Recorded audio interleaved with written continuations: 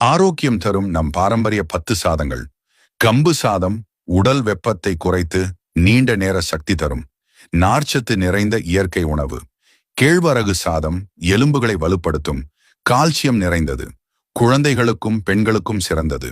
தினை சாதம் இரத்த சர்க்கரையை கட்டுப்படுத்தி இதயத்தை பாதுகாக்கும், நீரிழிவு நோயாளிகளுக்கு ஏற்றது.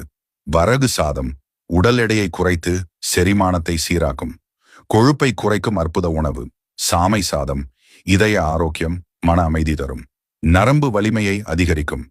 குதிரைவாலி சாதம் கொலஸ்ட்ராலை குறைத்து உயர் இரத்த அழுத்தத்தை சமநிலைப்படுத்தும், குடல் ஆரோக்கியத்தை மேம்படுத்தும்.